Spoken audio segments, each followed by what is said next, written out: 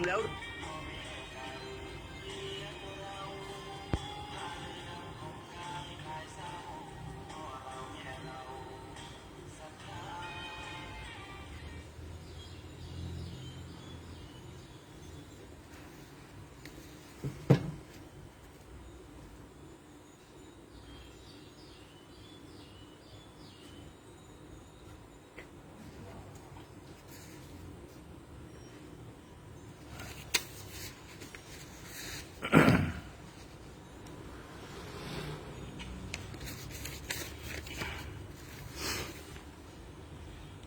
ขอนอบน้อมแด่พระรัตนตรัยขอถวายความเคารพพระเถรานุเถระเจ้าคณะพระสังฆาธิการกู้ตนกู้องค์ขอเจริญสุขเจริญพรพ่อแม่ศรัทธาท่านสาธุชนพุทธบริษัททั้งหลาย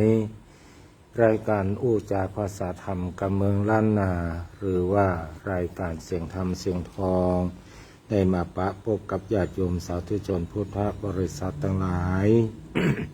ดังเช่นเคยวันนี้เรามาปะพบกันก็ตรงกับวันพุธที่11 มีนาคม 2569วันนี้ตมาภาพบ่ได้ชาร์จแบตเตอรี่ไว้ก็เลยชาร์จตัวเนาะวันนี้บ่ได้ใจใหม่ก็เลยเอาเครื่องมาใกล้ปากใกล้หน้าหน่อยนะจอนี่เต็มไปด้วยหน้าของอาตมาภาพวันนี้นะวันนี้ก็ท่ามกลาง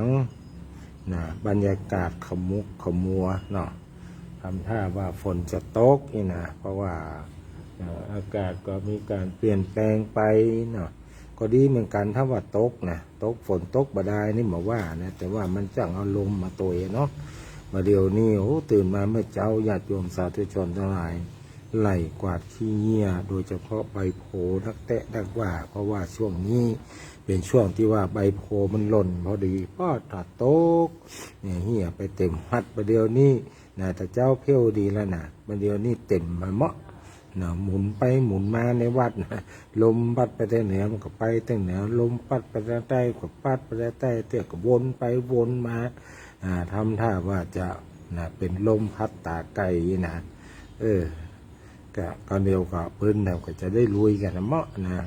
วันนี้ถ้าว่าวันไหนขี้เกียจนักๆเนี่ยตมาภาพก็ต้องลงไปเรียกว่าไปคุมเองกวาดตัวเองนะไม่ได้สั่งการอย่างเดียวนะ สั่งงานตัวก็ต้องเนี่ยตัวญาติโยมทั้งหลายเป็นกำลังอกกำลังใจให้เราอ่อนเขาเนาะบางทีอ่อนเขาเนี่ยถ้าว่าเขาปล่อยเขากวาดคนเดียวเนี่ยมันอาจจะกวาดไปแค่หมดกวาดอันหน่อยนี่หน่อยก็คือมันอยากจะหึ่มแล้วไปนะแต่ถ้าว่าเราไปดูไปคุมเขาเขาก็ส่วนมากก็จะลงมือก่อนเสร็จสุดแล้วก็สุดท้ายก็เลี้ยวไม่รูนเปิ้นเนาะเหมือนกับว่าสลาเก้ากับท่านทั้งหลายที่เป็นแปลงบ้านแปลงจองคนอื่นคนนี้มอบหมายให้ดูแลเรื่องหลังคาคนนี้ดูแลเรื่องโครงสร้างคนนี้ดูแลเรื่องปูกระเบื้องเรื่องคนนี้ดูแลเรื่องปูห้องน้ำแปลงห้องน้ำเสร็จแล้วหัวหน้าก็ต้องไปดูความเรียบร้อยอันไหนที่มันมาเรียบร้อยก็ต้องเนี่ยมันเรียบร้อยก่อนที่จะส่งงานเป็นต้นเนาะอันนี้ก็เช่นเดียวกันท่านสาธุชนทั้งหลายเวลากวาดขี้เนี่ยสังเกตได้ง่ายๆว่าตนได้เป็นเจ้าวาดตนได้เป็นพระรองนี่นะเจ้าวาดนี่กวาดตัวหรอกวาดตัวลกตัวญาติโยมทั้งหลาย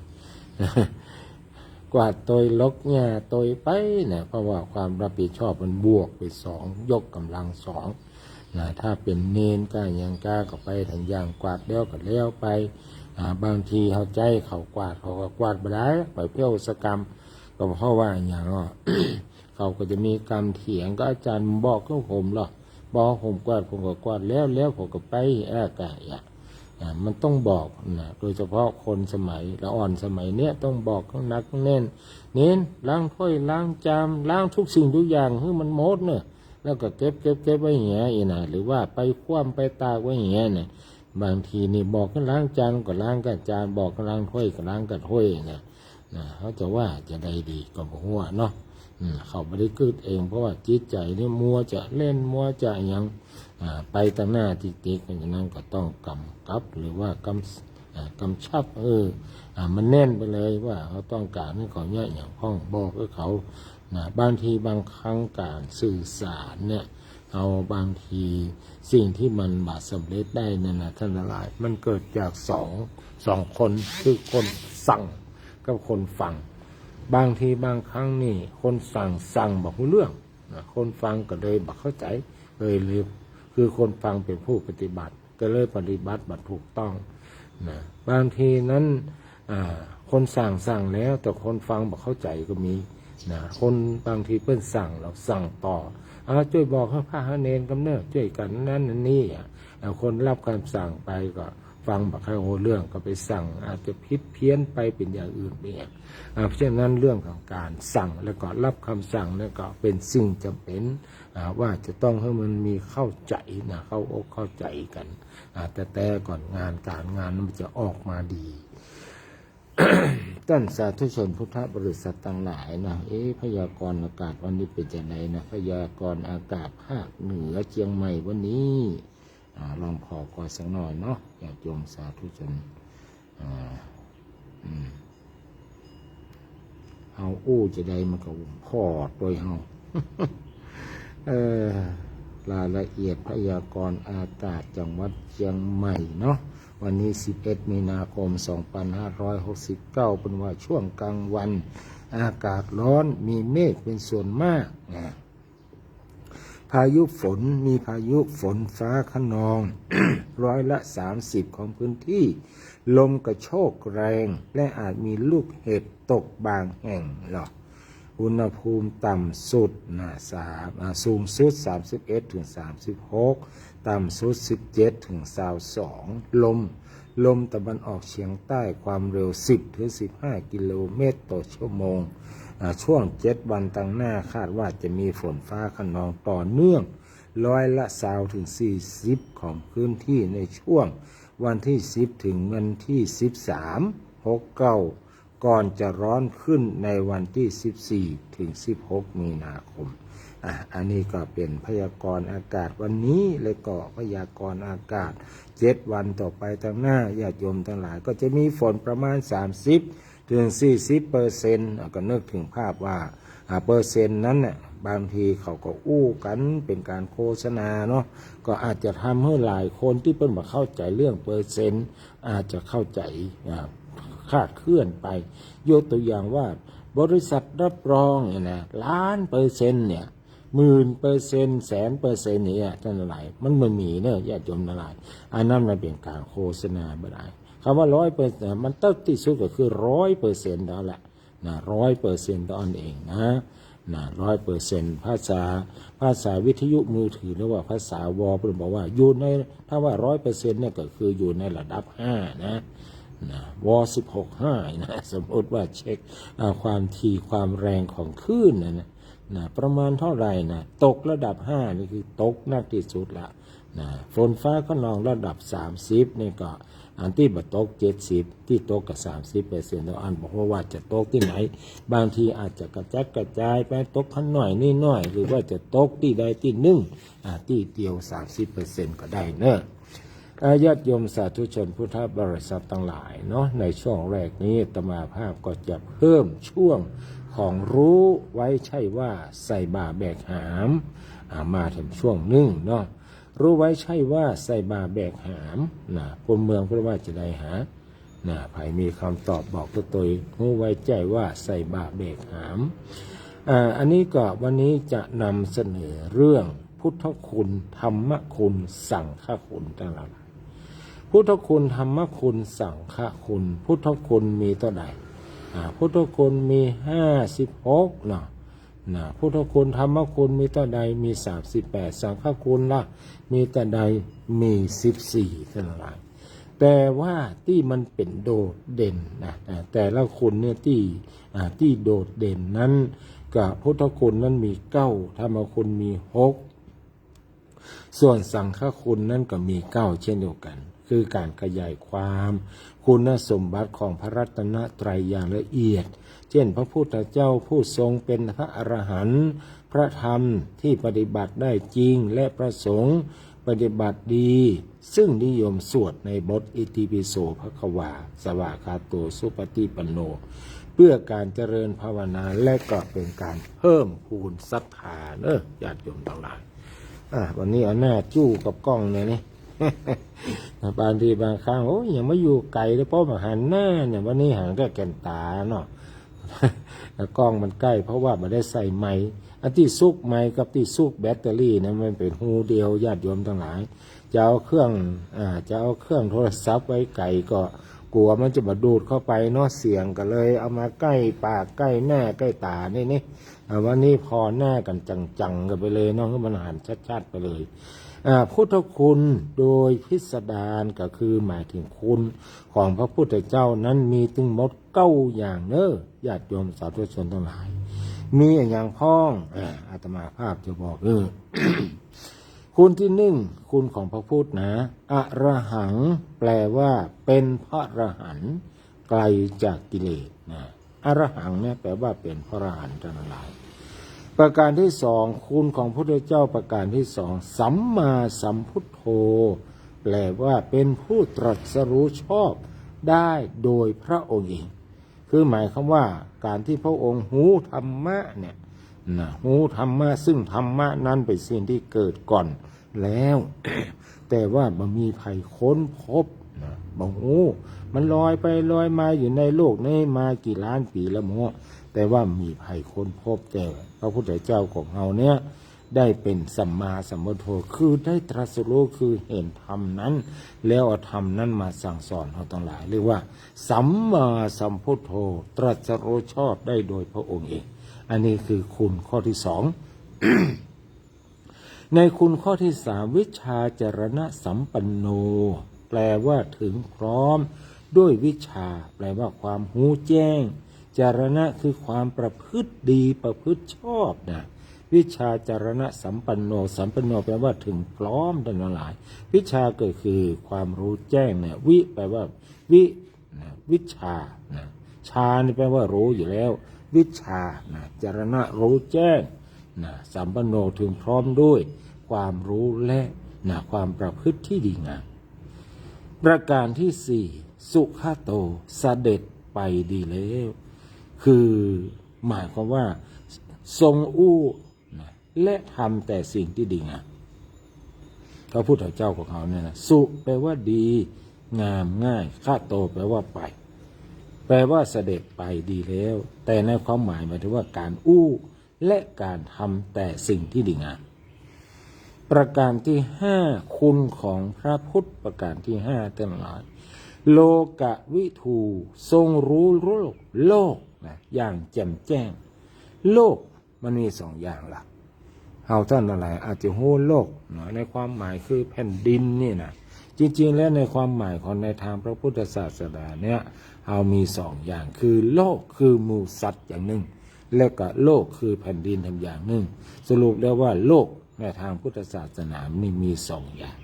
นะโลกกับวิถูทรงรู้แจ้งโลกบอกว่าโลกคือแผ่นดินหมายถึงว่าธรรมชาติทั่วไปเนี่ยพระพุทธองค์ก็ทรงรู้ว่าหน้าฝนหน้าแล้งหน้าหยังธรรมชาติของน้ำธรรมชาติของทะเลธรรมชาติอย่างก็ต่างพระองค์ก็ทรงรู้หมดแม้แต่เรื่องของระบบสุริยะจักรวาลพระพุทธเจ้าของเรานี่ก็ทรงรู้หมดอันนี้คือโลกคือแผ่นดินคือบรรยากาศคือจักรวาลส่วนโลกคือหมู่สัตว์พระองค์ก็ทรงรู้หมดว่าโลกเนี่ยมันมีกิเลสอย่างพ้องพระองค์ก็ทรงแยกออกได้หมดเลยโลภะโทสะโมหะอย่างที่อยู่ในจิตในใจของคนของมนุษย์น่ะพระองค์ก็รู้นะความสุขคืออย่างความทุกข์คืออย่างเวทนาคือการเสวยความสุขความทุกข์คืออย่างพระพุทธองค์ทรงรู้หมดนี่เลยว่า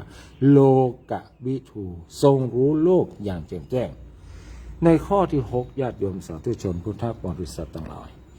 อนุตตโรปุริสธรรมสารถิแปลว่าทรงเป็นสารถีเนี่ยอย่างเช่นคนขับรถเนี่ยเพิ่นก็ฮ้องว่าสารถีนะ สารถีคือครับบังคับแปลว่าผู้ฝึกบุรุษที่ควรฝึกได้อย่างยอดเยี่ยมหมายความว่าพระองค์ทรงสั่งสอนมีวิธีการที่จะฝึกฝนให้คนเฮาเนี่ยได้หูทั่วถึงธรรมแต่ว่าไผ่จะหูนักหูน้อยเน้นมันก็ขึ้นอยู่ที่บุญญาวาสนานำส่งตัวเป็นเพราะว่าถ้าบุญแก่กล้าแล้วเปิ้นเปรียบไปเหมือนกับว่าดอกบัวเหล่าที่สี่คือเหล่าที่มันพ้นน้ำแล้วพอถูกแสงอาทิตย์ก็บานทันทีนี่ก็เหมือนกันคนบางคนนี่พอพระพุทธองค์ทรงตรัสธรรมะน้อยเดียวแค่เอาหัวข้อมาอู้ไปได้เนี่ยโอ้คนเฮานี่มีตัณหาเนาะสมมติแค่ว่าตัณหาเนี่ยบุคคลคนนั้นสามารถแยกได้เลยว่าตัณหาคืออะไรตัณหามีเท่าไหร่อะไรบ้างหูมดเป็นต้นอันนี้เรียกว่าอนุตตรปุริสธรรมสารสถีทรงเป็นสารถีฝึกบุรุษที่ควรฝึกได้อย่างไม่มีใครยิ่งกว่าเนี่ยอันนี้คือคุณของพระพุทธเจ้าในข้อที่6คุณของพระพุทธเจ้าในข้อที่7จะโยมทั้งหลายสัทธาเทวมนุษย์สานังทรงเป็นครูสั่งสอนเทวดา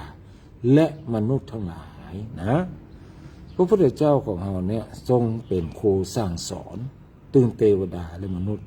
ทีนี้ก็ต้องมาแยกของเรื่องของคำว่าเทวดาเทวดาในความหมายของทางพุทธศาสนาเนี่ยมี2อย่างคือสมมุติเทวดากับเทวดาแต่เนี่ยนั่นอะไรเหมือนกับตัวเจ้าเหมือนกันมี2อย่างคือสมมุติสงฆ์สงฆ์โดยสมมุติแล้วก็อริยสงฆ์คือพระอริยเจ้าทั้งหลายที่ได้บรรลุได้เป็นสาวกของพระผู้มีพระภาคเจ้ายกตัวอย่างอริยสาวก80องค์เป็นต้นนั้นเทวดาเทวดาโดยสมมุติคือไผเทวดาโดยสมมุติก็คือพระราชามหากษัตริย์พระบรมสานุวงศ์ทุกพระองค์เนี่ยเพื่อให้เราว่าเทวดาโดยสมมุติ ทีนี้พระพุทธองค์จะทรงแสดงธรรมแสดงถึงเมื่อวันแสดงถึงเมื่อคืนตั้งแต่เตี้ยงเป็นต้นไปเนี่ยพระพุทธองค์จะทรงแสดงธรรมแก่เทวดาทั้งหลายทั้งเทวดาที่เป็นสมมุติเทวดาคือพระราชาก็มาฟังพระพุทธเจ้าและเทวดาที่อยู่สวรรค์ชั้นฟ้าอันมีพระอินทร์ที่ฮ้องว่าเท้าสักกะเทวราชเนี่ยก็จะลงมาฟังธรรมของพระพุทธเจ้าตั้งแต่เที่ยงคืนเป็นต้นไปญาติโยมทั้งหลายเท้าสักกะเทวราชหรือพระอินทร์เนี่ยที่เฮาฮ้องกันเนี่ยที่เฮาแปลงต้าวตังสี่ที่ตึงสูงสุดตั้งบนนะห้องพระว่าพระอินทร์ตลอดถึงเราเทวดาอื่นๆเนี่ยก็จะปากันมาฟังจากเนื้อเรื่องต่างๆเนี่ยมันจะปรากฏว่าในช่วงค่ำคืนน่ะที่พระพุทธองค์ทรงนั่งอยู่ที่ไหนก็จะมีแสงสว่างเกิดขึ้นในที่นั่นวันไหนถ้ามีว่าเทวดาผู้มีศักดิ์ใหญ่คือมียศถาบรรดาศักดิ์ที่ใหญ่อย่างเช่นพระอินทร์เสด็จมาเนี่ยแสงสว่างมันก็จะแจ้งเป็นพิเศษนั่นหลาย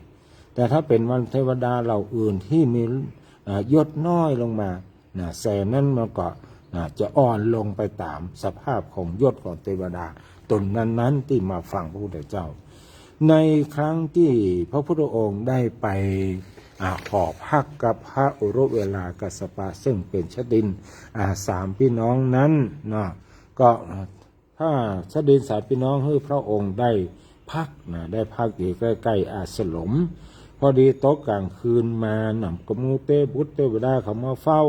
ก็หันแสงสว่างขึ้นชดินก็ถามว่าเมื่อแต่คืนหันแสงสว่างเกิดขึ้นมีอะไรอย่างเกิดขึ้นกับพระองค์กะพระพุทธองค์ก็บอกว่ามีเทวดาองค์นั้นองค์นี้ในแต่ละคืนมาเฝ้ามาฟังเทศน์กับพระพุทธองค์อย่างนี้เป็นต้นท่านสาธุชนพุทธบริษัททั้งหลายเนี่ยสัทธาเทวมนุษย์สานังทรงเป็นครูของคนและมนุษย์ทั้งหลายอันนี้คือคุณข้อที่7ต่อไปพุทโธทรงเป็นผู้รู้ผู้ตื่นผู้เบิกบานทั้งหลายคุณของพระพุทธองค์ในข้อที่8พุทโธแปลว่าผู้รู้ผู้ตื่นผู้เบิกบานคือหูหมดหูทุกสิ่งทุกอย่างเหนือกว่าสามัญชนทั้งหลายปัญญาของพระองค์เนี่ยเป็นผู้ตื่นบอดถูกกิเลสเข้ามาครอบงำ เป็นผู้เบิกบานนะอยู่เสมอดังนั้นการที่เราจะเป็นพุทธโธหรือว่าเป็นชาวพุทธเนี่ยเราจะต้องเป็นผู้รู้ผู้ตื่นผู้เบิกบานสุดท้ายพระควาติทรงเป็นผู้เป็นผู้จำแนกธรรมสั่งสอนสัตว์คือจำแนกว่าบุคคลคนนี้มีสติปัญญาระดับนี้แล้วบุคคลคนนี้มีสติปัญญาระดับนี้แล้วจะเอาธรรมะข้อใดมาสั่งสอนบุคคลคนนี้จะเอาธรรมะระดับธรรมดาระดับขั้นกลางเลยว่าระดับขั้นสูงมาสอนแก่บุคคลคนนั้นคนนี้พระองค์ก็ทรงเลือกเอานี้เนี่ยต้นหอมว่าพระควาทรงเป็นผู้จำแนกธรรมสั่งสอนสัตว์ในท่านทั้งหลายอันนี้คือคุณของพระพุทธเจ้าคุณของพระพุทธเจ้านี่มีมากมายบ่สามารถที่จะนับได้ทั้งหลายแต่เมื่อย่อมาแล้วเราพอจะย่อได้9อย่างหรือเราจะย่อให้มันเหลือ3ข้อก็เหลือที่พระบริสุทธิ์ที่คุณพระปัญญาที่คุณพระบริสุทธิ์ที่คุณและพระกรุณาที่คุณพระปัญญาพระปัญญาคือมีสติปัญญาเหนือกว่ามวลมนุษย์ทั้งหลายพระบริสุทธิ์ที่คุณคือพระองค์ทรงเป็นผู้บริสุทธิ์หมดจดคือพระหฤทัยหรือว่าใจของพระองค์เนี่ยหมดจดจากกิเลสเครื่องเศร้าหมองทั้งหลายทั้งปวงพระกรุณาที่คุณก็คือหลังจากที่พระองค์ทรงตรัสรู้แล้วแทนที่จะเก็บความรู้นั้นไว้แต่เพียงผู้เดียวก็มีเมตตาอยากจะให้สัตว์ทั้งหลายได้รู้ทั่วถึงธรรมที่พระองค์รู้นั้นตัวก็เลยได้นำคำสอนพระองค์นั้นมาสอนให้สัตว์ทั้งหลายได้รู้ตัวเรียกว่าเป็นผู้มีกรุณาที่คุณด้วยประการและชนิดทั้งหลายอันนี้คือคุณของพระสัมมาสัมพุทธเจ้าทีนี้เราก็มาถึงเรื่องของธรรมคุณนั่นแหละธรรมคุณก็เช่นเดียวกันมีตึงหมดทั้ง38เนาะมีตึงหมด38แต่เมื่อจะย่อลงมาคุณของพระธรรมเนี่ยย่อลงมาโดยพิสดารมี6ประการด้วยกันประการแรกนั้นสวากขาโตภควตาธัมโมพระธรรมเป็นธรรมที่พระผู้มีพระภาคเจ้าตรัสไว้ดีแล้วในข้อแรกประการที่2สันทิฏฐิโก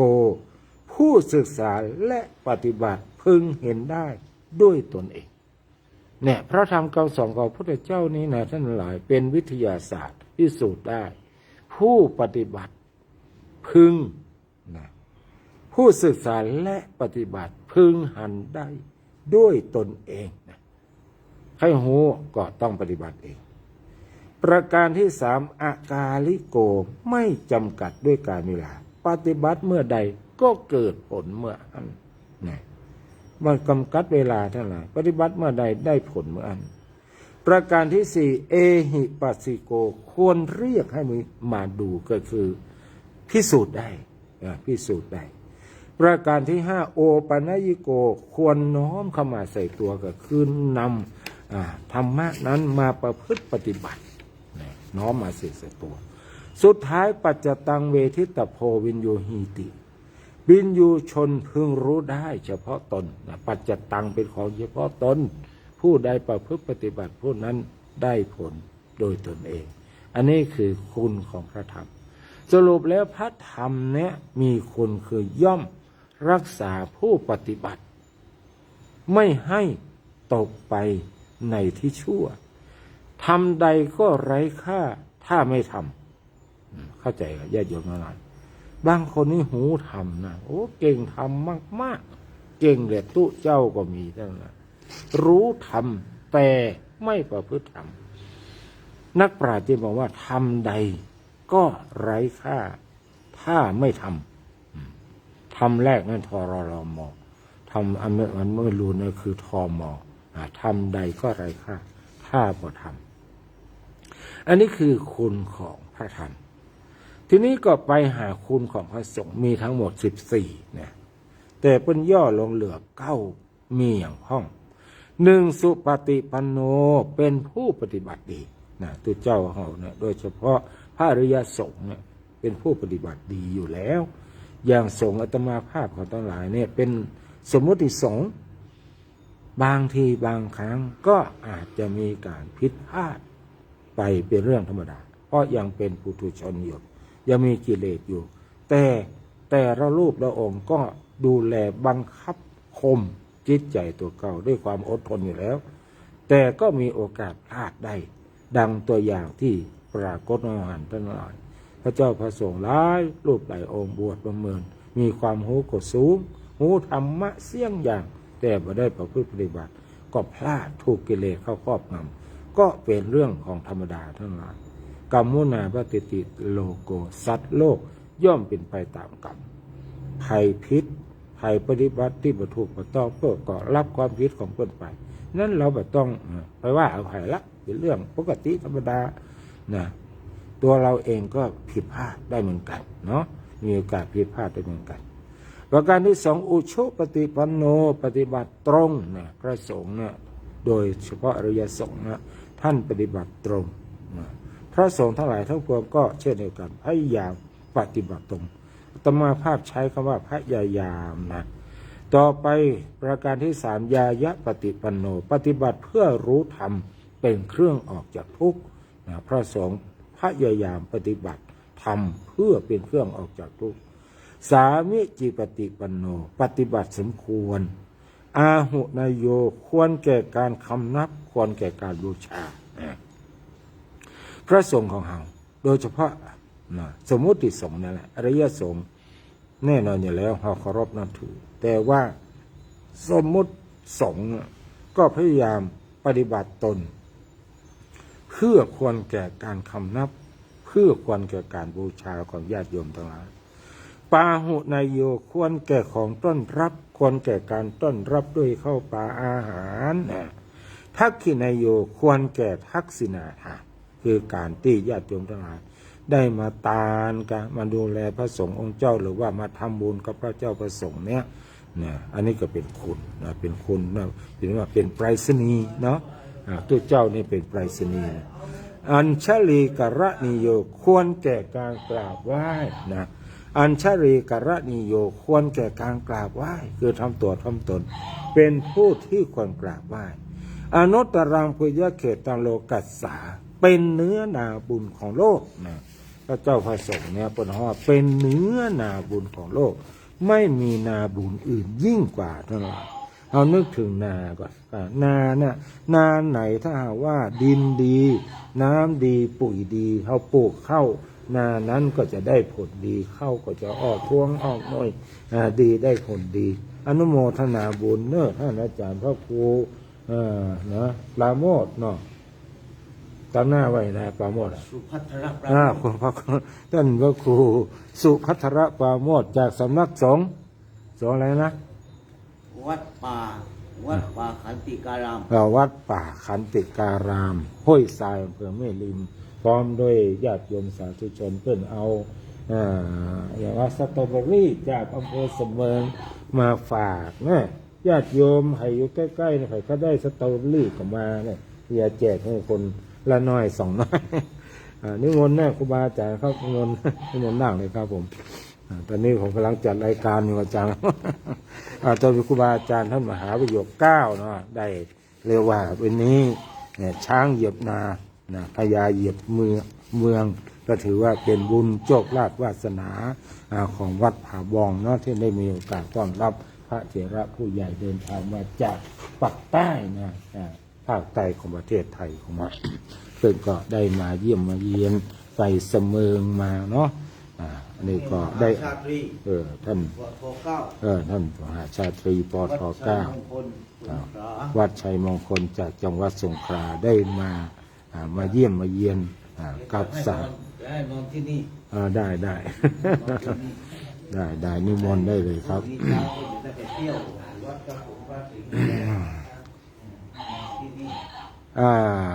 ญาติโยมสาธุชนพุทธบริษัททั้งหลายเมื่อกี้ก็เป็นตอนแรกในการที่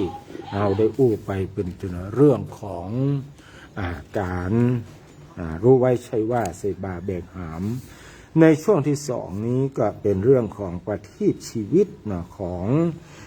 ท่านพระศรีธรรมนิเทศท่านอาจารย์พระมหากมลโชติมันโตประเรียนธรรม7 ประโยคอดีตเจ้าวาดวัดสันป่าข่อยวันนี้ก็จะนำเรื่อง ถอนตนออกจากลมนะมาเสนอให้กับญาติโยมสาธุชนทั้งหลายนะท่านได้กล่าวไว้ว่าบรรดาสัตว์เดรัจฉานทั้งปวงจะหันก็มีแต่จ้างเต่าอันที่ฉลาดสามารถรู้ภาษามนุษย์และรู้ความต้องการของมนุษย์ได้เฮาจึงเรียกมันว่าช้างแสนรู้มันเป็นสัตว์ประเสริฐที่คนโบราณใจเป็นพาหนะแม้ในยุทธสงครามเวลาช้างติดลมดูหมดผมจะเปิดไว้แล้วนะท่านห้องนู้นนะเปิดไว้แล้วนะช้างติดลมนะมันก็สามารถออกจากลมของตนเองได้แต่มนุษย์ของเราถ้าหากถลำลงไปในลมหรืออบายมุขเช่นไปติดลมเหล้าลมกัญชาลมยาฝิ่นลมเฮโรอีนลมการพนันก็ถอนตัวยากบ่ยากจะถอนตัวออกจากลมนั้นๆกลับยินดีมีสุขอยู่ในลมนั้นๆคนอื่นมาปะหันเข้ากับอินดูจะช่วยถอนตนให้พ้นจากลมเขากลับหันเขาว่าเป็นศัตรูผู้หวังร้ายจึงคิดกันไปคนละต่างถ้าเทียบกับช้างแล้วคนก็ยังสู้ทางบ่ได้พระพุทธเจ้าตรัสเตือนคนที่ติดลมไว้ในธรรมบทคุทกนิกายว่าทุกขาอุทธะรัทัฏฐานังทัตตานังปังเกสันโนวะกุลชโรจงถอนตนขึ้นจากลมเหมือนช้างติดลมถอนตนขึ้นฉะนั้นขอเฮานึกถึงช้างว่าช้างแป๊ะเวลามันติดลมมันยังรู้จักช่วยเหลือตนเองถอนตนจากลมได้ก็ทำอย่างเล่าเฮาเป็นมนุษย์แต่ลวกหรือว่าฉลาดกว่าช้างได้รับการศึกษาดีมีความรู้มีความสามารถดีกว่าช้างอย่างเฮาบ่ฟังถอนตนออกจากลมแห่งความแห่งอบายมุขเนาะปากทางแห่งความเสื่อมอย่าไปยินดีในลมนั้นเพราะมันทำให้เราจมลงในอบาย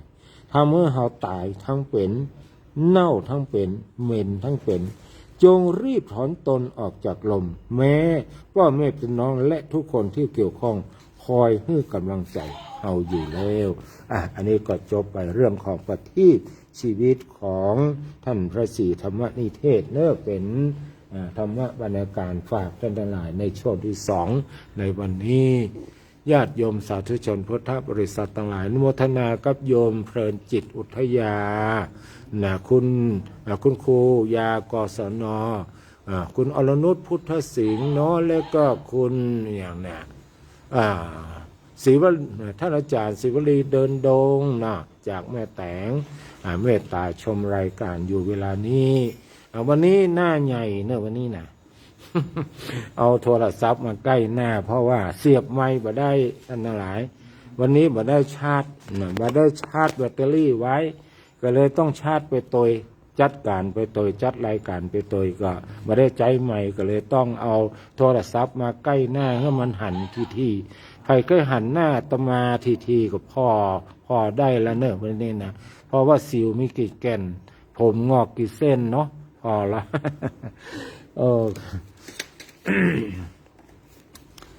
ญาติโยมสาธุชนพุทธบริษัททั้งหลายต่อไปก็คงจะเข้าเรื่องของธรรมะเนาะเอาแถมสักน้อยเนอะโยมแม่อย่างก็โยมแม่น้อยเนาะโยมแม่น้อยสักกำหนึ่งก็เดี๋ยวก็โทรมาเนาะตมาภาพจริงๆแล้วเอาโทรมาตอนนี้ดีกว่าโยมแม่น้อยโทรมาตอนนี้เนี่ยถ้าว่ายังฟังรายการอยู่นะถ้าฟังรายการอยู่ให้โทรเข้ามาตอนนี้เลยมีอย่างจะฝากก็วันนี้คืมฟ้าคืมฝนเนาะฝนจะตกแลบ่ตกแลโยมแม่น้อยจะมีอย่างก็ว่าสงสัยวันนี้ท่านมหาจะบัจัดรายการสดอยู่ก็เลยหายเสร็จอันนี้ก็แล้วแต่แม่น้อยเมื่ออยู่ก็ได้บ่อยู่ก็ได้เนาะถ้าอยู่ก็โทรเข้ามาได้เลย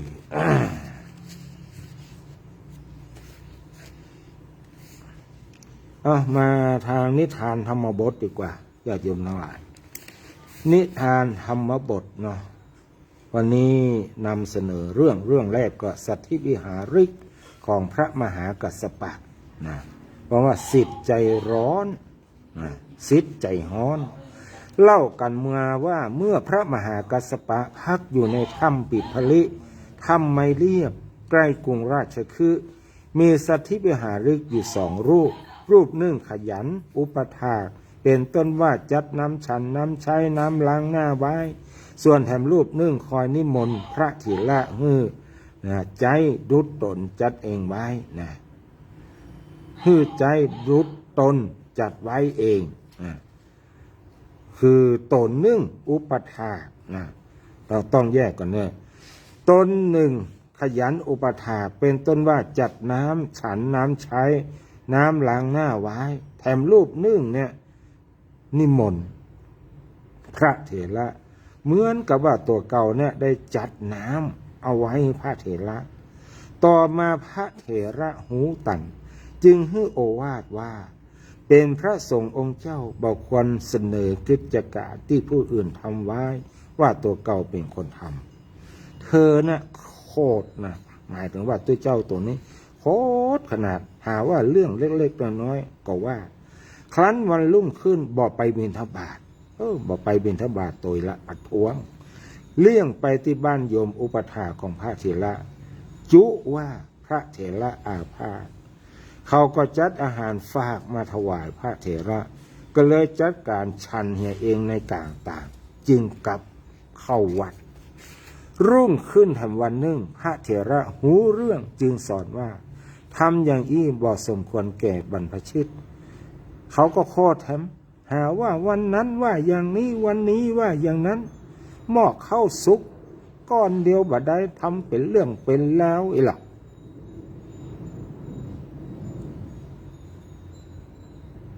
จักแก้แค้นเสียพ่องจึงได้ผูกอาฆาตไว้ทั้งหลายก็เลยผูกอาฆาตคันพระเถระไปในบ้านเธออยู่ทางนี้ก็ตุบเครื่องใจต่างๆและเผาบรรณศาลาเหี่ยไม่หมดแล้วก็ตุบขว้างเหี่ยหมดแล้วก็ลบหนีไปคันตายไปแล้วก็ไปเกิดในนรกภิกษุรูปหนึ่งออกจากกรุงราชคฤห์ไปเฝ้าพระบรมศาสดาที่วัดเชตวันกรุงสาวัตถีกราบคุณเรื่องนี้ให้ทรงทราบพระองค์ทรงทราบตรัสว่าใจในบัดนี้เต่าอันแม้แต่อดีตภิกษุรูปนี้ก็โคตรและประทุษร้ายกุดีเสียเหมือนกันแล้วทรงนำเรื่องในอดีตมาเล่าว่าในอดีตการเมื่อพระเจ้าพรหมทัตเสวยราชสมบัติในพระนครพาราณสีพระมหากัสสปะเกิดเป็นนกขมิ้นทำรังอยู่ในป่าหิมพานต์ภิกษุนั้นเกิดเป็นลิงวันหนึ่งฝนตกลิงหนาวสั่นไปอาศัยอยู่ข้างหางรังหรือว่าหางของนกขมิ้นนกขมิ้นหันจึงถามว่าแน่ลิงนะเจ้ามี